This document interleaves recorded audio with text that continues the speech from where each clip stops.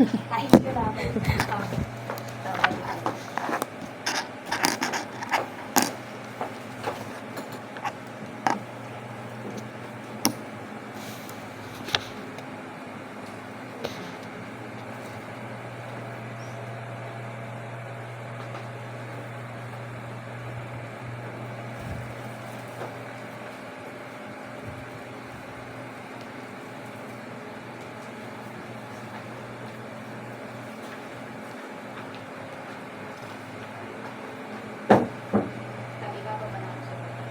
Para makakapagbago.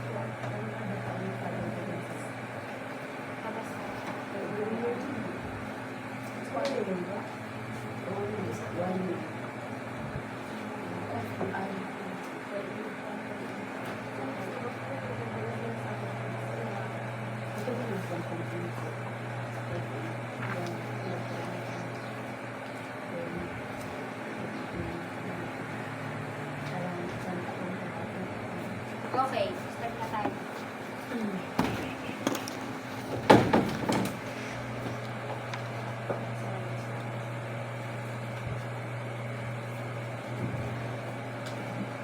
Okay naman po. Gutom na ba kayo?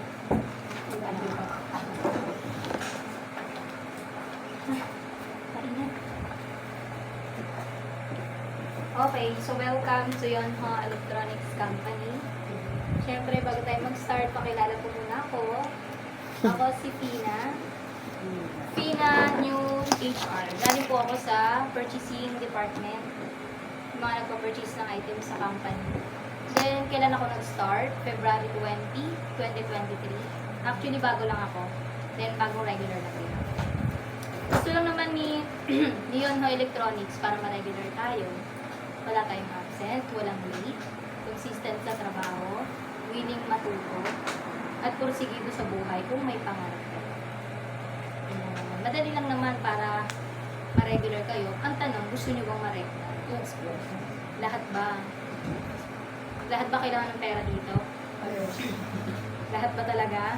Kasi merong ibang mga employee pumapasok lang dito, pero yung ginagamit nilang pera, panggulo lang nila, diba? Pang-experience lang. Gusto niyo pagpapasok dito, syempre, talagang pinili niyo yung company na to. Nawili talaga kayong mag-regular, gusto niyo yung trabaho. Tsaka syempre, number one, yung may pangarap sa buhay.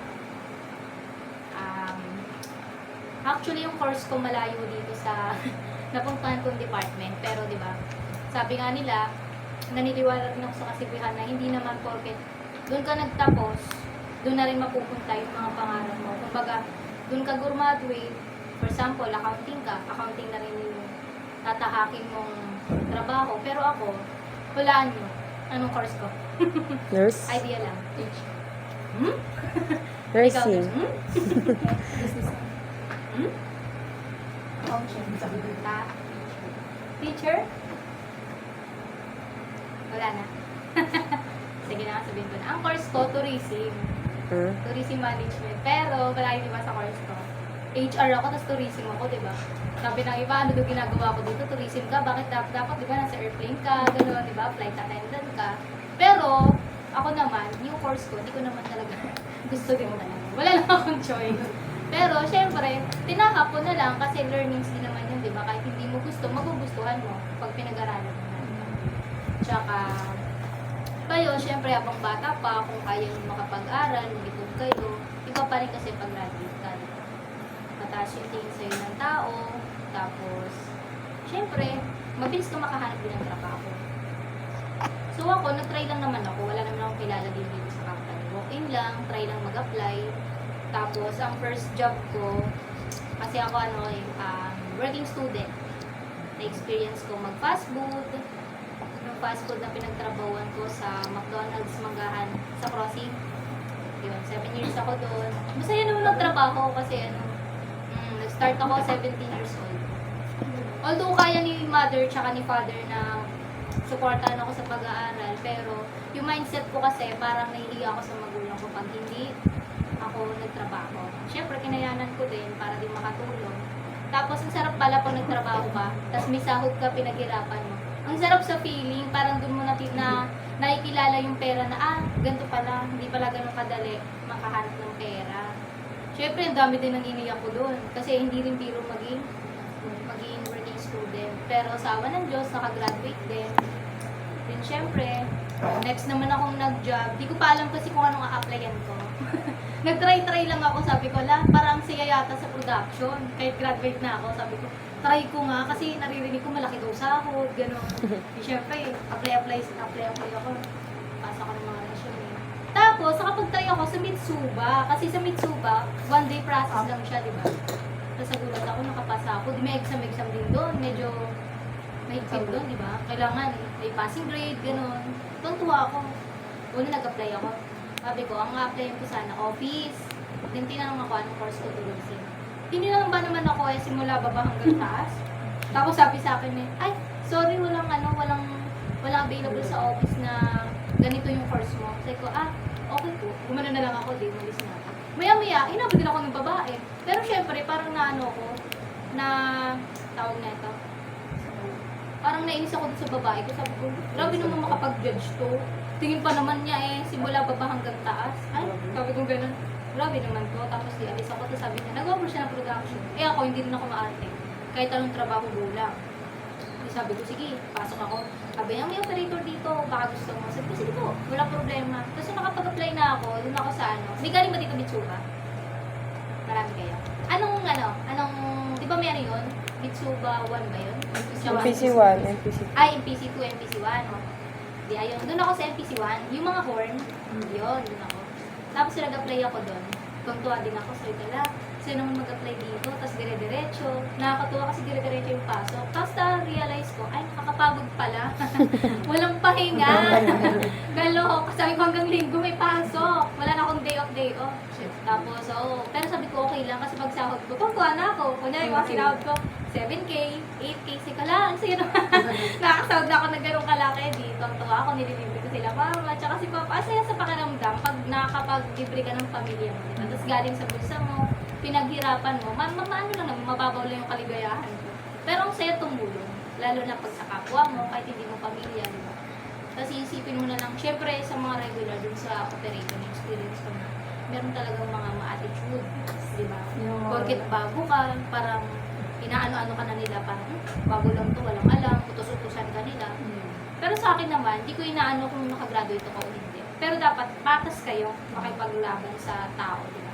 Kung kunyari, wala ka namang ginagawa, bakit mo ako, pagkat naiinis ka sa akin, ako na, parang gano'n. Ako naman, syempre, palaban din. Pag alam mo na sa tama ako, kini-question ko din.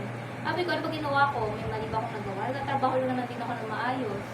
Sabi ko gano'n, di tatrabaho ako, gagalit sila. ay, ano ba yan, Manimalik, ganun yung mga experience ko, di ba? May mga ganun. Sa JAE, alam ko, mga palaban din yung mga regular. Dami doon na may-ari ng Oo, Jai. one day process din doon, di ba? Tapos narinig ko yun, gusto ko rin doon mag-apply. Tinry ko yun. Kasi sabi ko, ay, pangit, sabi nila, pangit daw yun, naririnig ko dun sa mga kasama ko na regular, na yung mga narinig ko yung makatabi kong regular sa ano. Sabi ko kasi di ba isang line doon? Tapos, pag isang tao nawala doon, hindi na aandar. Di ba? Parang isang tao, pag nawala doon, hindi na aandar yung machine kasi mag-i-start yun dito sa pinakauna. Dapat doon, ano na ako, running to regular. Tapos, medyo sera kasi yung HR. Parang ayaw nila akong regular. Sabi ko, okay lang, marami namang company. Try ako sa iba.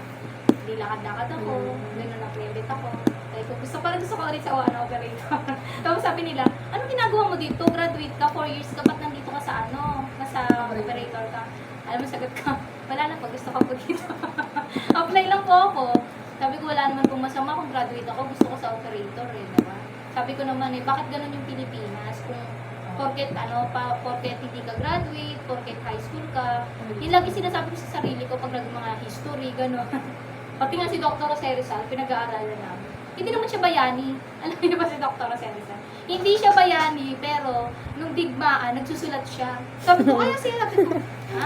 Sinulo niya doon. Nagkegera, tapos siya, gumagawa ng kwento, di ba? Nobela. Sabi ko, di ba, pag bayani ka, diligtas mo yung bayan, di ba? Talagang makikipagsapalaran ka, itataya mo buhay mo.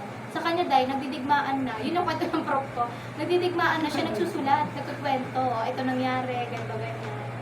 So, ganun, parang nag-iba yung mindset ko na bakit ganun yung Pilipinas, porque hindi ka graduate, hindi ka na agad makakapag-apply ng trabaho. Na dapat hindi ganun. Kasi sa ibang bansa, kahit hindi ka graduate, as long as kaya mo, di ba, magtrabaho, carry lang, pasok ka lang. Sa Pilipinas, hindi ganun. Sabi ko nga ako yung presidente, malapit na ako tumakbo, papag-anoin ko yan, Day. Apply kayo lahat, kahit di kayo graduate, di ba? As long as kaya niyo magtrabaho. Di ba? Pero ang sarap magtrabaho ngayon kasi mataas na ang rate. Di ba? Additional na ng, magkano? 520 na yung starting niya. Additional na ng 50 pesos. Parang na-startan ko nun, sa Mitsuko 429 yata. Tapos nag-470, no? Tapos ngayon, ang bilis, nagtaas agad. 520 na. Kasama na kayo doon. Kasi nag-effective yun, no? 24. September 24. September 24 nag-start. Kaya ang swerte nyo kasi kayo yung naka-jackpot. Although yung ibang mga bago dito, naka-ano. Pero, syempre, kayo yung parang pinakaunang-una sa 520. So, ayun, ang kwento ng buhay ko.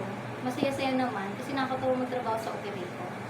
Lalo na yung mga gusto ko dong yung banding na kakain sa labas. Kaya gusto ko yung kumakain-kain sa labas. Bibili dito, ganyan, magsiset sila. Pero di ako nainom. Baka sabihin niya nainom ako, hindi ako nainom. Ayun, masaya lang. Parang pagkakaskapwa mo, parang kasi yung iba kasi di pa pagka-graduate ka, ito yung tingin nila. Ako hindi ganun. Kahit hindi ka graduate, bakit? Same naman tayo, di ba? Parehas tayong tao. Meron kasi iba question, magpapagod hirap ka, yun na, di ba? Hindi dapat din ang mindset. Sana ganun lahat ng mindset ng tao, pero hindi lahat. Ganun. Lalo na sa mga, ako, hindi ko alam dito sa production firm, yung mga ganun. Pero most, Lubutan. dapat manalo tayo. Pag ako nanalo, itataas ko kayong lahat. Joke lang. Ang daldal ko na. Puro na ako ng ante. Nakikipagkwentuhan lang ako. Pagtapos na ito, start na tayo na. Start na tayo. Ba't naka-face mask ka? Huwag ka mahiya. Pag malaki mo, maganda ka. Hindi nila makita yung mukha mo. Oo. Hindi ka ba nainitan? Ako nga init na eh. Kaya mag-face mask. Para makita natin yung... Bawal ang face mask dito. Mag-face mask ka. Sila nga hindi naka-face mask eh. So, ayun. Ay, sa production. Depende. Kasi di ba COVID-free na ngayon? Kumbaga, depende na sa inyo kung ano. Pero parang binabalik ulit. Sinusulong ulit yung face mask. Kasi di ba parang mahamog sa labas? Smart. Parang mafag. Gawa nung sa Taal. Galbaruto na naman yata. Umpisa na naman. Buti nga ngayon, di ba po nag-apply ko, hindi na hinihingi yung mga vaccine. Vaccine card.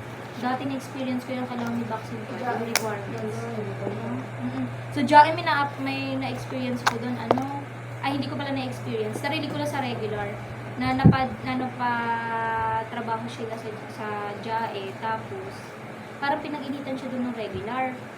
Tapos, ang nangyari, nakipagsabunutan siya.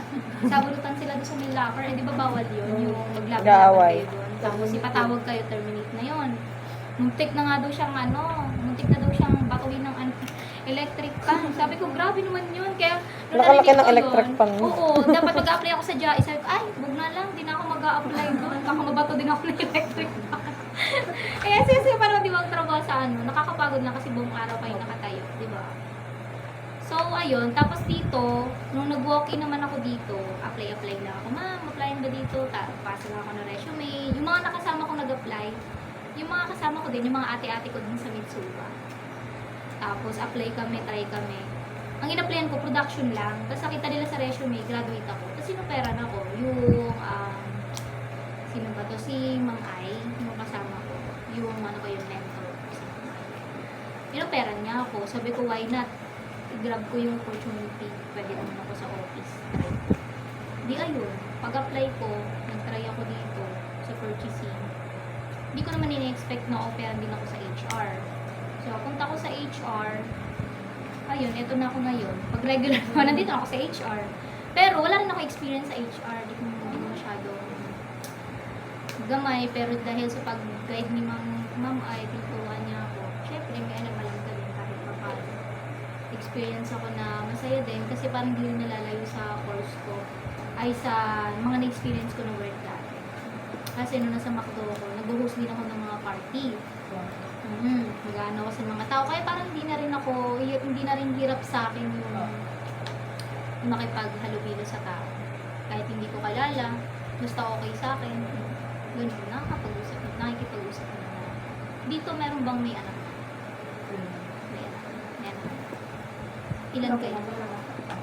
Anak, meron na rin ako. 2 aso. Wala pa akong anak. Uy, dalaga pa. Ilan ang anak mo? 25. Halata ba? Mahalang bata. 25 pa lang ako. Noong March lang ako. 25 years old. So, masaya naman. Enjoy life, di ba? Kung may darating, may darating. Pero hindi ko pa balak mag-asawa.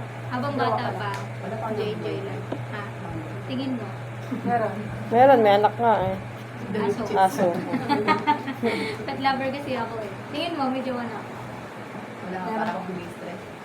Ha? Hindi stress. Stress? Hindi stress na ng Tingin jowa. mo, meron ako. Meron. jowa? Pag maganda kilay, may jowa. Siyempre. Ay, joke lang. Kilay pala yung nagdala. Hindi, may boyfriend na. Sabi sa sa'yo. Kung kilay ka. Saka dito po, ma'am. Ha? Hindi. Sa labas. Mahirap kasi mag-jowa sa akin. Pero hindi mo na ako naghahanap. Dumating lang ako. Naniniwala ako sa destiny. Diba? Kung para sa'yo, para sa'yo. Huwag niyong hanapin kasi darating din. Ako nga, trabaho lang ako ng trabaho eh. Sabi ko rin sa sarili ko, pag walang jowa, okay lang, di ba, madre? Di ba? Sa pamilya na lang, di ba? Oo, kasi magjojowa ka, tapos sasaktan ka lang, okay lang. Di ba? May stress ka lang. May stress ka lang talaga, Ben. Tama na yan. Bet, totoo ba yan? Wala na ako. Mapapawawa na rin. Last ba, di ko may jowa na? O may dalaga pa? Ay, dalaga, pero may jowa, gano'n. 2 pa lang may anak. Good yan. Dalaga pa yung iba. Okay lang mag-jowa para ma-enjoy nyo rin yung life na. Part yan ng buhay. Pero syempre, kailangan nyo rin mamili, mangilatis, diba? Pag masasaktan kayo, i-let go nyo na. Mag paulit-ulit na sasaktan. Ano tawag doon? Big word. Diba? So, ayun na nga. Balik na tayo sa company. Iba na napag-usapan natin. Medyo malayo na. Welcome to Company Yonho Electronics Company. So, syempre, i-explain ko sa inyo kung ano yung company rules and regulation dito sa company. So, syempre, si Yonho Electronics Philippines, ang tawag sa kanya dati is Dongyun Electronics Manufacturing Philippines Incorporation. So, kailan ba na-establish si Yonho Electronics? October 30, year 2010. So, 2010 siya nag-start. Tapos, saan ba siya located? Dito sa Dasma. Ang address po natin is Block 4, Lot 6 to 9, Phase 1, FCIT, Barangay Langkaan, Dasmariñas, Cavite. So, So, syempre, si Yonho Electronics, hindi lang sa Pilipinas. Marami siyang branch. Pero yung pinaka-mother or mother company niya is sa Korea. Sa Korea ang mother company niya. Pero, kumbaga sa ano yung pinaka-main si Korea. Pero parang sumi-second na rin to. Pumapangalawa sa pinakamalaking branch ni Yonho. Itong si Philippines. So, syempre, ano-ano yung mga branch ni Yonho Electronics? Meron siyang factory sa China, sa India, Indonesia, and dito sa Philippines. Pero meron din mga nadagdag pa, pero not sure lang kung anong lugar. Nag-start kasi sila is year 1990. Inantok na kayo, nag-start pa lang tayo. Hindi, nakikinig kami. So, ano-ano nga ba yung mga kliyente or customer ni Yonho? So, yung mga customer ni Yonho, isa na diyan si Samsung. Hindi nyo lang alam, pero customer na ni Yonho si Samsung, si LG, Si Sony, si... Daewoo, Mitsumi Technology, Sanyo, Philips, tsaka si Hitachi, and marami pang iba. Marami pa actually si Yonho, malaking company talaga siya. Nung part ng pandemic, isa siya sa mga hindi nag-stop. Kasi di ba may mga company na nalugi, di ba? Nag-stop na talaga, hindi na natuloy kasi wala na silang kinikita. Pero sa awa ng Diyos naman daw, si Yonho naman daw ay tuloy-tuloy pa rin ng pandemic. Parang si Mitsuba, dire-diretso lang yung company, nila, starting point ng pagpasok. So, maswerte pa rin yung mga empleyado dito kasi nung pandemic daw, di ba bawal lumabas, walang mga transportation, gano'n. Si Yonho nag-provide ng service, kaya nakakapasok pa rin sila. Dati nga daw meron dito, stay-in talaga, dito na. Oo, tapos every Sunday, umuwi sila sa pamilya nila. Tsaka kada pasok nila, di ba uso yung, tawag dyan, swab? Swab. Lagi may swab. Experience ko ngayon, masakit pala yun pag nag-i-swab ka, no? Yung pandemic kasi, pag may mga napapositive, kahit ngayon, kapag may mga napapositive, yun sa admin, meron din mga swab. Masakit pala siya, nakakaiyak, kasi tututukin talaga sa loob. Akala ko parang nag-ano ka lang, yung, di ba, yung nililinis sa tenga. Sa kanila, as in loob talaga, may iyak kapag tinusok. Na-experience ba yun? Yung magpaswab? Hirap, no, kung nagpaswab kayo. Yung iba, hindi pa. So, nasa bahay pa kayo. Ang hirap, no? Tapos doon, ang dami mong marirealize ng pandemic. Kasi wala kang pera, as in may short ka, di ba? Tapos, doon yung closeness nyo na hindi kayo magkakasama ng pamilya nyo, pero magkakasama. Doon kayo nagkakakilanlan, di ba? Kasi yung ibang pamilya, mostly talaga pag may pasok, magkakahiwalay, hindi na nagkakasabay pag kumain, gano'n. Ngayon ng pandemic, magkakasama na sila, araw-araw. Tapos ang daming, pati mga artista, di ba? May mga walang trabaho, magugulat na lang kayo. Yung mga ibang artista, naghaharap buhay na rin, nag-online selling na, di ba?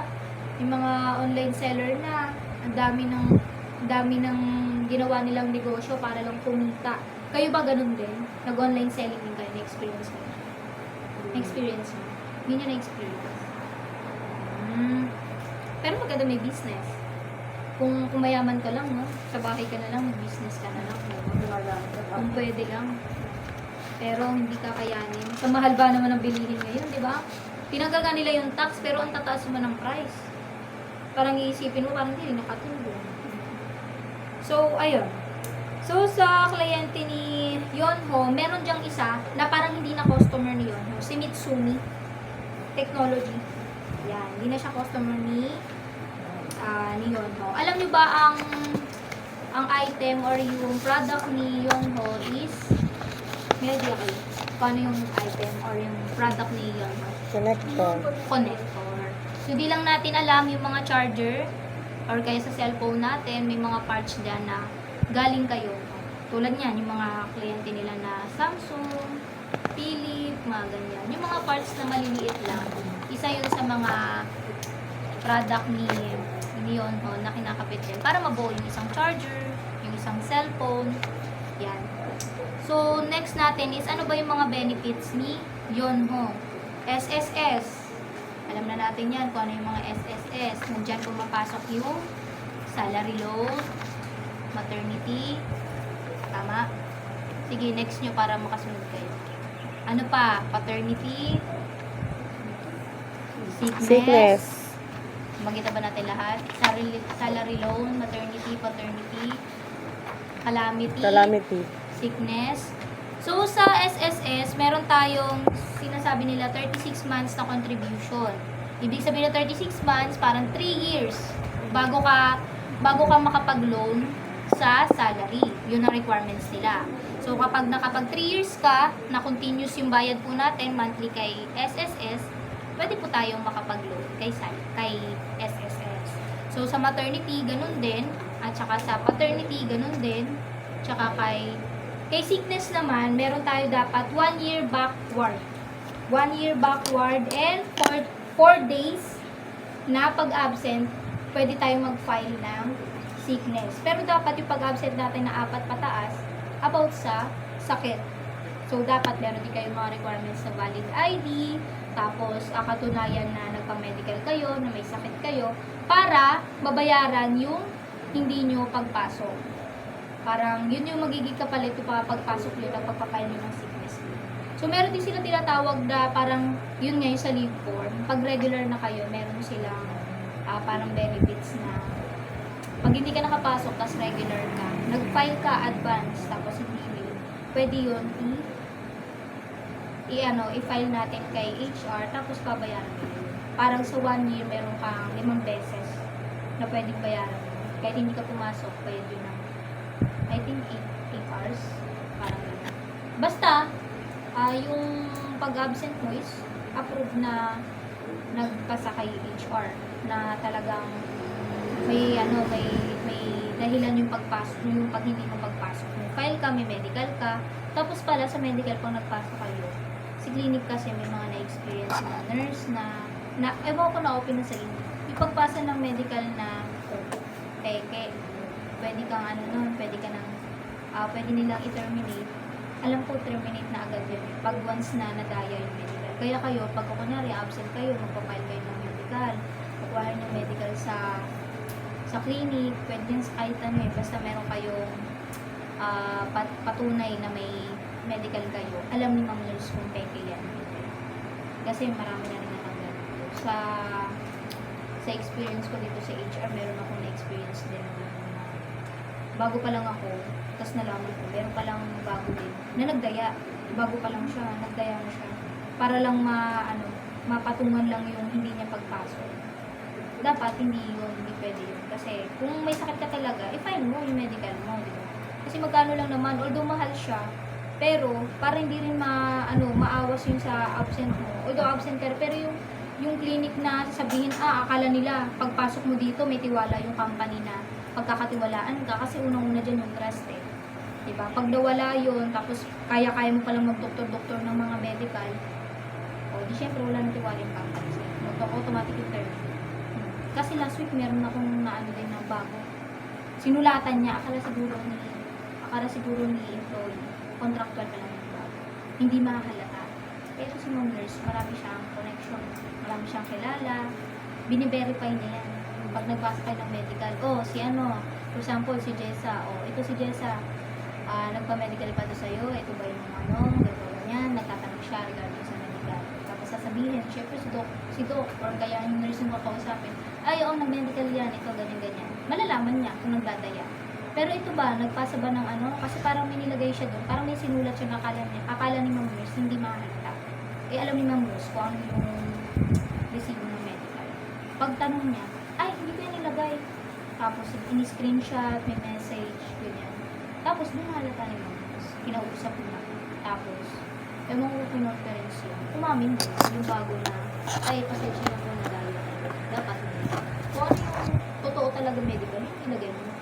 Kung yung dayain, kung gusto mo talaga magtagal dito, wala. Ilang months pa lang yata. Tanggal. Diretso terminate mo. Wala nang suspension. Kasi may mga matitigas kasi yung hindi sinusunod sa standard procedure. Na dapat hindi ganun. Kung ano yung standard ng company, kung ano yung rules ng company, dapat ito susundin. So, ayun. Kaya dapat kayo, huwag nyo dadayain. Kung gusto nyo ma-regular, kung meron talagang dahilan para umabsent, kailangan meron kayo approved talaga na requirements at saka yung medical nyo. It's a no-no talaga na dayain nyo. kasi makakilala mo. Tsaka ng mga alam nila kung paano tingnan yung medical result. So next, sa ating maternity, dapat meron tayong 1 year backward. Tapos meron tayong 6 months highest contribution para po makapag-avail tayo ng maternity loan. Sa maternity loan, meron tayong tinatawag na 3 types. Merong si normal, si CS, sa panganganak, tsaka miscarriage. Yung miscarriage yung nakuna. Pero doon, sa miscarriage na yon, kailangan daw meron ka 60 days. Kumbaga 60 days na bago ka, parang same lang din sa maternity, bago kayo mag-file na talagang mababayaran kayo. For example, dyan is sa normal, meron tayong 105 days na ngayon. 105 days para mabayaran kayo, magpa-file muna kayo ng requirements bago i-set ni HR, ipa-file niya para mabayaran in case na magma-maternity leave na kayo. Same lang din yan sa CS tsaka sa miscarriage. Pero sa miscarriage parang 60 days lang, minsan nakuna. So, 1 month na 2 months, no?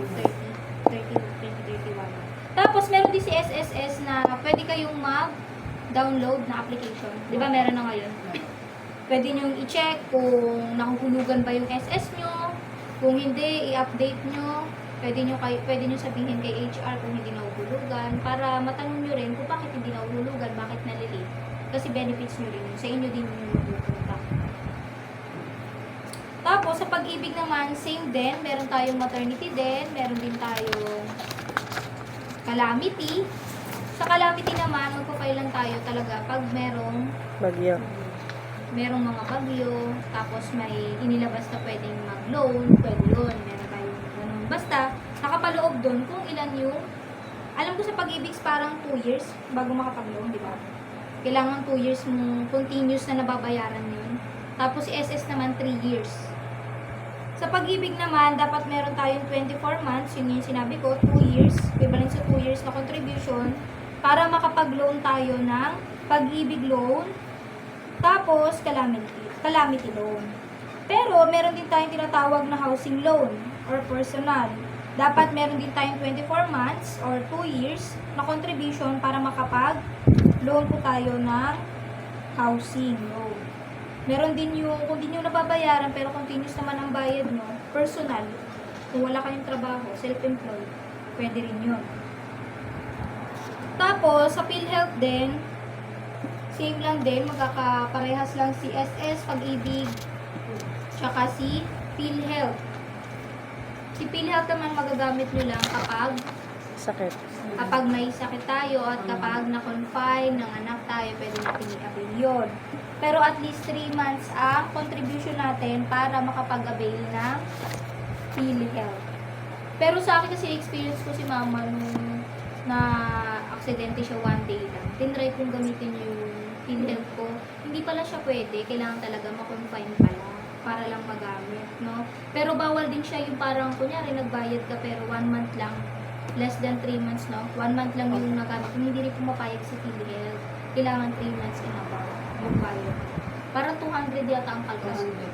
Kalkas niya. Every month yun, di ba? Pinakalkas nila.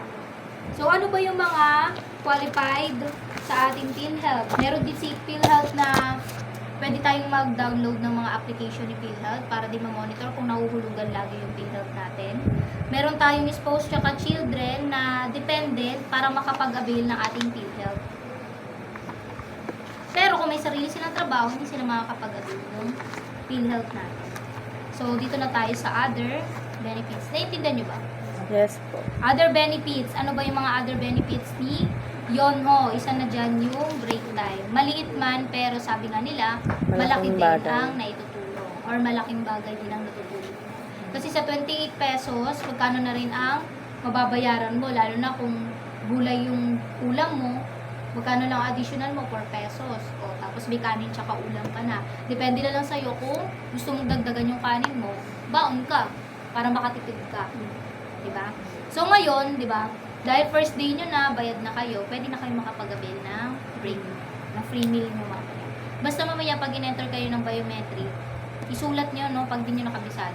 For example, 55125. Isulat nyo yun. Minsan, 6, ganun. Depende kung paano yung registration ni Ma'am Ai sa inyo.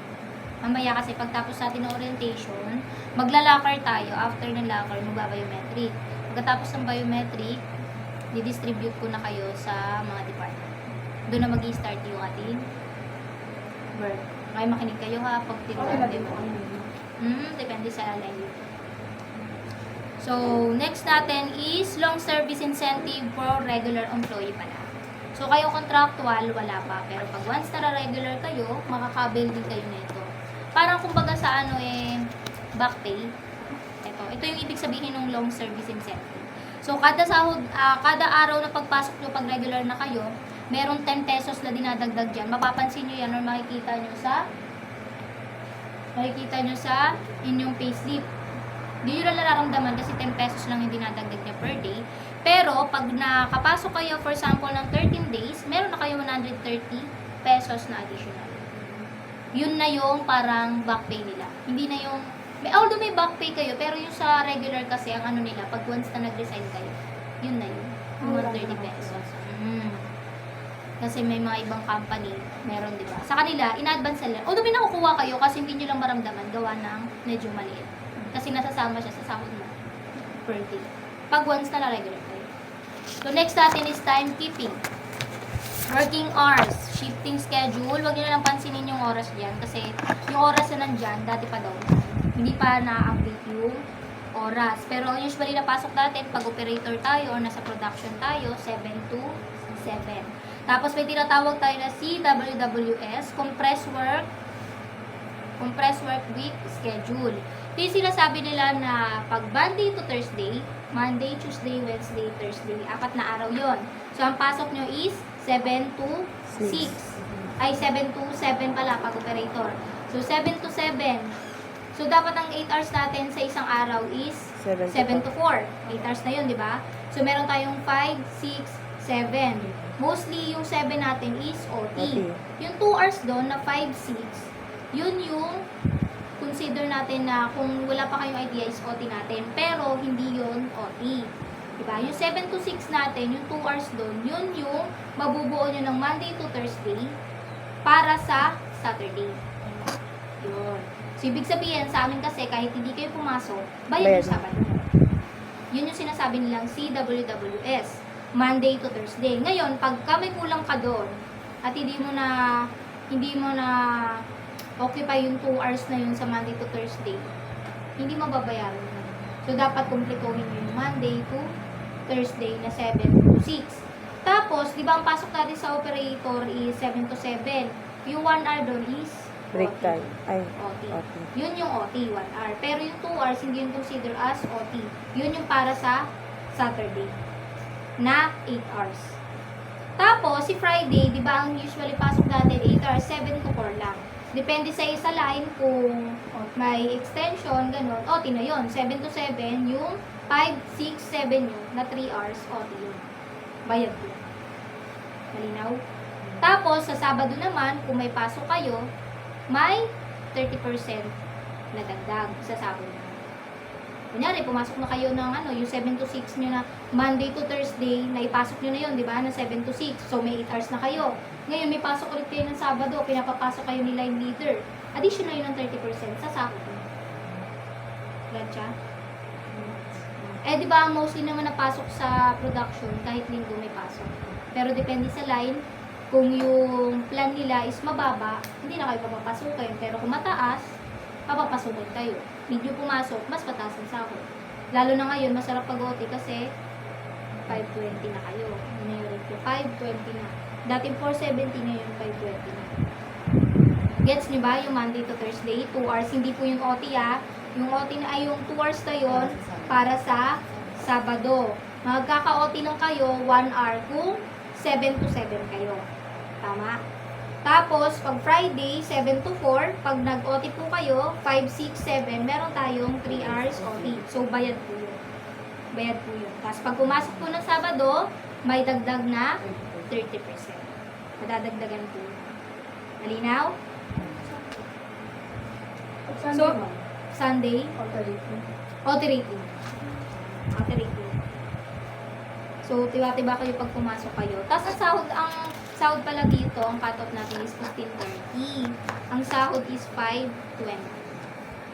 Sample, tumapat si 5 na Sabado, kaya Linggo, advance na yung sahod na yun. Automatic na yun. Friday, meron na. Kasi 20 din tumapat ng Sabado, Friday, meron na. Wala naman ako na-experience dito na lumagpas yung sahod. Na for example, 21 na naibigay. Lagi namang updated sila. Basta ang concern ko lang nung nag-check ako ng requirements nyo, kailangan valid yung ID nyo. Number 1 na dun yung NBI. Yun yung pinaka-ano nila. May NBI ka, may company ID ka, okay na yun.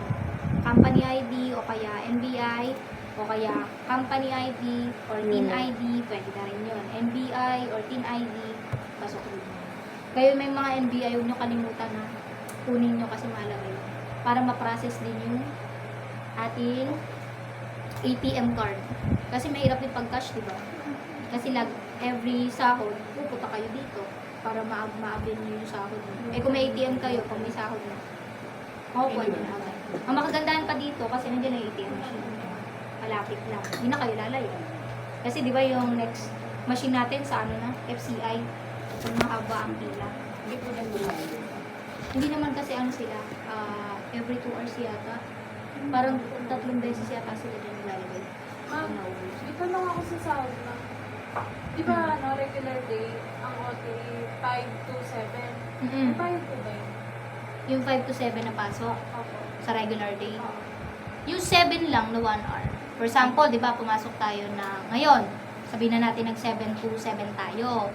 Yung 2 hours doon, walang ano yun, hindi yun consider as OT. Ang OT lang natin doon yung 7 na 1 hour. Kasi yung 5 to 6, ha? Ano yung 5 to 6? Yung 5 to 6 para sa Sabado. Kunyari, Monday, Tuesday, Wednesday, Thursday. Di ba? Ang ano nun, ang count natin ng 2, 4, 6, 8. Nire-render siya para sa Sabado. Yes, yun. Paano I-render mo? para sa Kung Sabado. papasok ko pa ng another day ng Sabado? Sabado, yun yung may additional 30%. Dadagdagan pa ulit ng 30% bago pumasok ng Sabado. So, mas tataas yung sahod nyo kasi may additional na 30%. Mga magkano pa yun? Di ko lang. 30% lang yun. 30% ang ano nila, ang rate nila. Kahit Kumbaga, kahit may sahod ka na, may dagdag pa yun na 30%. Malaking tulong na rin siya. Kung tutuusin. One question. Halimbawa po, di ba, pagka na-late ka, automatic wala ka ng Sabado, walang bayad. Oo, wala na yun. Kasi dapat ang... Paano po pasok pag mo- pumasok ka ng Sabado? Pag pumasok ka ng Sabado, can't wait, tapos may link ka pa. Wala, hindi po pwede. hindi yun papasok. Kasi Ay, di hindi ka ba ang kada mapapasok. pasok natin ng Monday to Thursday, dapat 2 hours, 2 hours. Depende yun sa line leader kasi ngayon ang ginagawa na nila, pag may late ka, mag-report ka sa HR, bakit ka late. Kasi yung mga Korean, hindi sila pumapayag na pag late ka, doon ka sa kanila mag-i-explain. Kasi ang mga ano nila, ang head nila, mga manager din na production is Korean. Pero mostly din sa production is Filipino. Yung head nila, manager nila, si Sir Ariel. May yun sa production na tandaan nyo bago mag 7, dapat 10 minutes before 7 nandiyan na kayo. Kasi pag nalate kayo, kunyari, pumasok kayo mga 7:52, 55 na, mag-ano kayo, magre-report kayo sa manager. Kailangan mo kayong malilate. Kasi record na yun sa kanila. Although hindi pa kayo late nun kasi wala pang 7. Pero meron kasi silang tinatawag na parang may meeting pa yun, di ba, bago kayo mag-start. Yung assembly ang tawag sa kanila. 10 minutes before 7, nire-required nila na dapat nandun na lahat. Pag na-late ka, mag-report ka kay Sir P. Minsan nakikita mo mga production doon nakatayo pa eh. Dito siya may production admin nila. Pag nakita nyo mamaya. Pero dapat hindi kayo malilate.